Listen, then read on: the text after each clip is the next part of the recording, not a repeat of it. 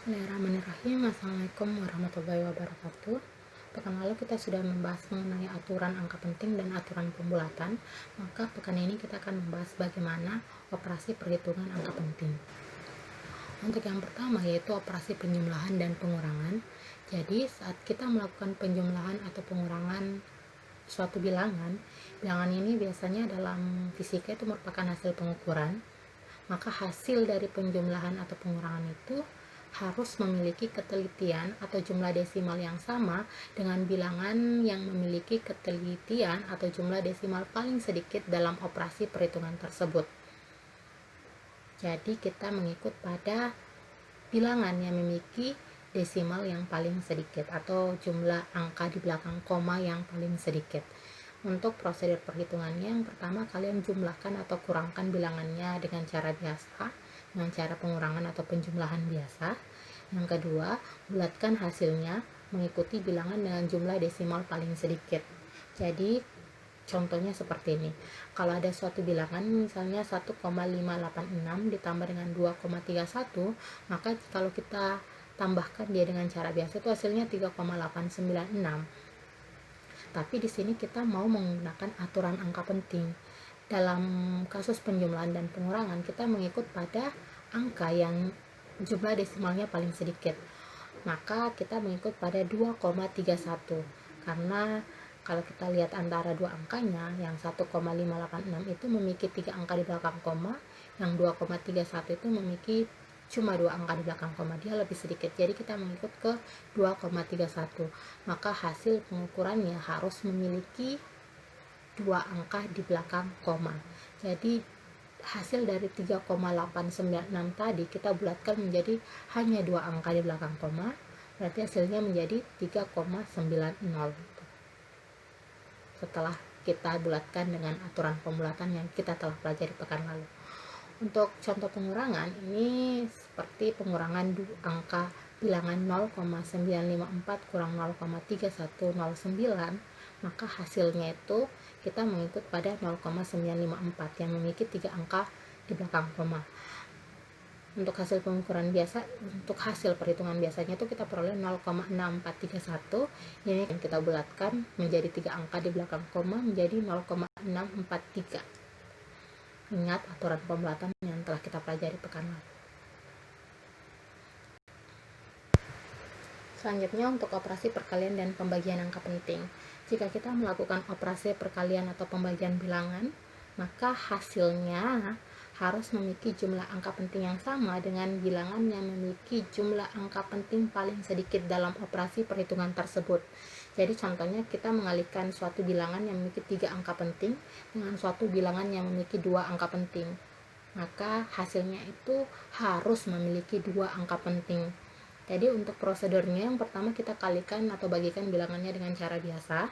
Yang kedua, kita bulatkan hasilnya mengikuti bilangan dengan jumlah angka penting paling sedikit.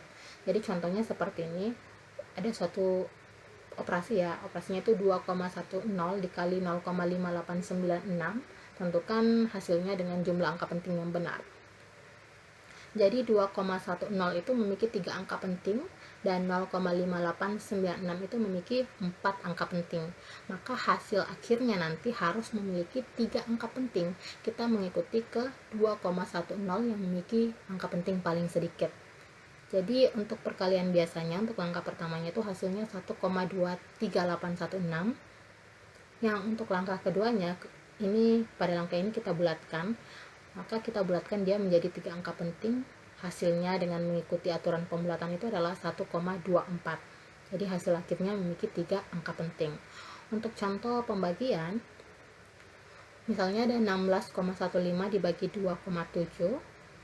Ini ada yang 4 angka penting dibagi dengan bilangan yang memiliki 2 angka penting. Berarti hasil akhirnya nanti hanya memiliki 2 angka penting.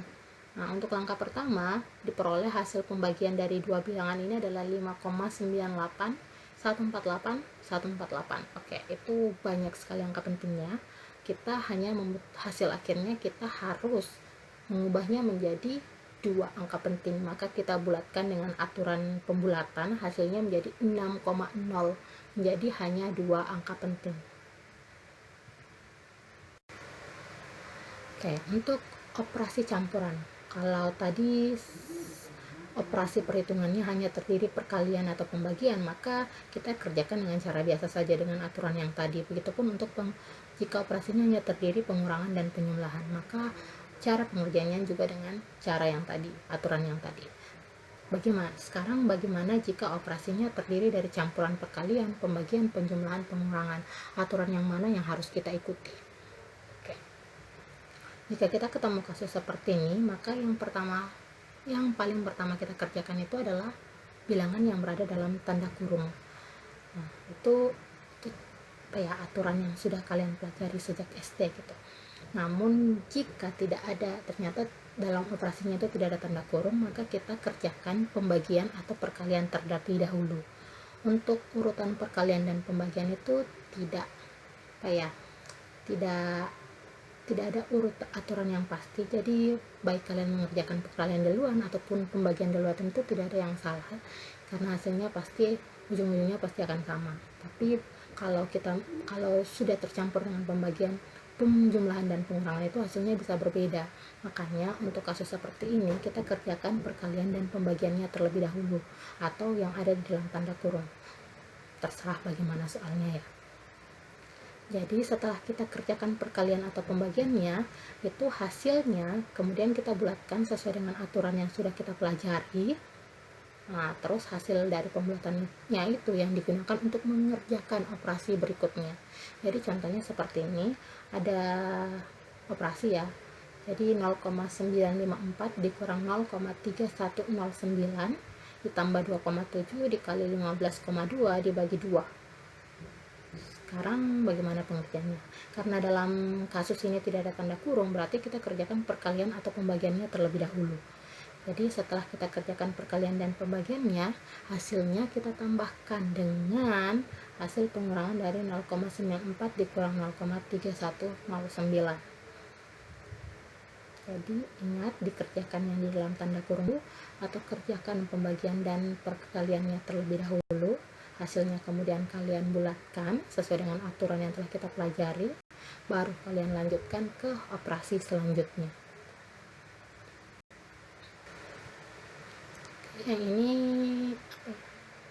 kasus yang jarang kita ketemui, tapi jika kalian ketemu dengan operasi pangkat atau pengakaran angka penting, maka kalian mengikut dengan bilangan originalnya. Jadi bilangan yang dipangkatkan atau diakarkan tersebut. Jadi seperti 1,52 pangkat 2 itu dia memiliki 2 angka penting. Berarti hasil akhirnya nanti juga harus memiliki 2 angka penting. Begitupun untuk akar 144 dia memiliki 3 angka penting, maka hasil akhirnya nanti juga harus memiliki 3 angka penting. Untuk logaritma, kita langsung ke prosedurnya saja supaya kalian bisa lebih paham. Jadi prosedurnya itu kalian hitung logaritmanya berapa, hitung dengan cara biasa, baik dengan cara perhitungan biasa ataupun dengan kalkulator. Terus kalian sebelum hitung logaritmanya, kalian harus tahu dulu bilangan originalnya itu angka pentingnya berapa. Jadi kalau dia memiliki 3 angka penting, catat ya, bilangan ini memiliki 3 angka penting, seperti itu. Terus tahap keduanya itu bulatkan hasilnya. Aturannya seperti ini. Hasilnya itu harus memiliki jumlah angka di belakang koma yang sama dengan jumlah angka penting bilangan originalnya. Jadi kalau sebelumnya bilangan originalnya memiliki 3 angka penting, maka hasilnya itu harus memiliki 3 angka di belakang koma. Kayak contohnya seperti ini. Untuk log 64.800 itu memiliki 3 angka penting. Kalau kita logkan, hasilnya jadi 4,811 5750059. Oke, itu terlalu banyak. Karena 64.800 itu memiliki 3 angka penting, berarti hasilnya hanya boleh memiliki 3 angka di belakang koma. Jadi hasilnya kita bulatkan menjadi 4,812. Jadi ada 3 angka di belakang komanya. Oke, itu untuk aturan logaritma. Jadi kita telah pelajari aturan penjumlahan, pengurangan, perkalian, pembagian untuk operasi campuran juga sudah, pangkat, akar, dan logaritma. Jadi ini ini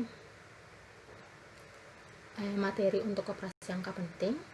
Jika ada yang ditanyakan, silahkan bertanya di kolom komentar. Sekian untuk pertemuan hari ini. Assalamualaikum warahmatullahi wabarakatuh.